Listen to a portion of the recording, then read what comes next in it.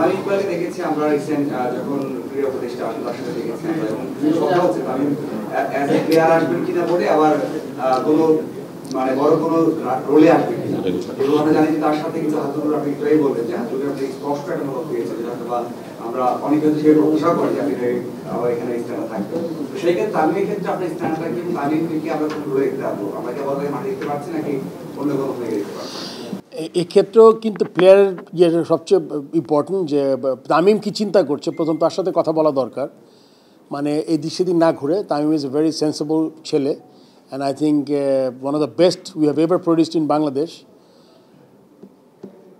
আপনি যদি আমাকে বলেন I want to see Tamim play another 2-3 years, এটা আমার ব্যক্তিগত অভিমতে কিন্তু কিছু যাবে আসবে না।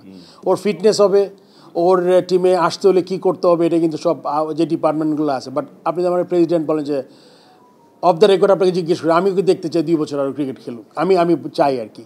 অ্যান্ড কী ফর্মেটে খেলবে I think 50 ওভার্স is best because longer version সবচেয়ে ভালো হতো এক্সপিরিয়েন্স সহ, কিন্তু লঙ্গার ভার্সনে হয়তো বা যেই এক্সশন বা যেই কষ্টটা এটা হয়তো ওর বডি নিতে পারবে কিনা আমি জানি না, সেটা তামিমই বলতে পারবে। বাট যেটাই ও করে খুব ভালো হয় যদি ও খেলতে পারে, আর যদি খেলতে না পারে ও যদি বোর্ডে আসে তাইলে আমি খুব খুশি হব বিকজ ইসি তামিম আমার অ্যাট লিস্ট 20 বছরের ছোটো হবে, ইফ নট মোর মেবি কাছাকাছি। সো লিডারশিপ, হি ওয়াজ এ ফর্মার ক্যাপ্টেন, তার মানে তার লিডারশিপ কোয়ালিটিও আছে। এসব ছেলে যত আসবে তা যদি আমরা তাড়াতাড়ি কাজে লাগাতে পারি তাহলে কিন্তু মানে অনেক আইডিয়া আসবে, অনেক ভালো কিছু করতে পারে আমার ধারণা আর কি। সো দেখি ওর সাথে কথা বলে ব্যক্তিগতভাবে যে ওর প্ল্যানটা কী ওইভাবে আমরা এগিয়ে যেতে পারি আর কি। আপনাকে সাকিবের ব্যাপারটা আসলে আপনাকে আমি বলেছি যে বোর্ডের কিছু পলিসি থাকবে, এটা আমি আমার ডিরেক্টর সাথে আলাপ করবো যে আমাদের পলিসি কী হওয়া উচিত সাকিব আল হাসানের ব্যাপারে, আমি কিন্তু একটু আগে বলেছি।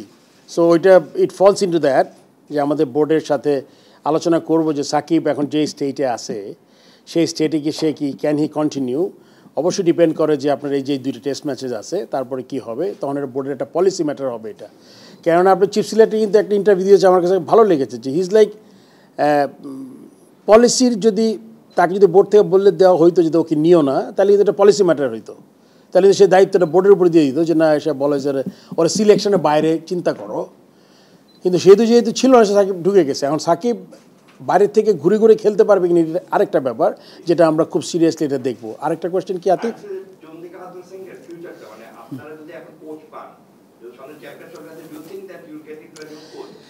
আসলে এইটা তো আজকে এই মুহূর্তে এখনই বলা difficult. Let me just sit for 2-3 days or talk to my colleagues যারা আছেন আমার সাথে, যারা ভাস্টলি এক্সপিরিয়েন্স কে লাইনে। কারণ একটা কোচকে যখন আনা হয় তখন নিশ্চয়ই আরও 3-4টার শর্ট লিস্টেড থাকে, কে অ্যাভেলেবেল আছে, কে আসতে পারবে না আসতে পারবে, আদৌ আসতে পারবে কি না সেক্ষেত্রে আমরা ওটা চিন্তা করবো আর কি।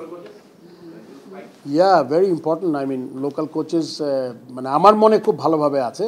দেখি এখন বাকিটা I am sure I should not be you know মানে একমাত্র ডিসিশন মেকার হওয়া উচিত না। I need to talk to everyone and like হয়তো বা আমার উপরে দায়িত্বটা বেশি because I can call the shot, but অন্যরাও থাকবে তারা যাই করবে।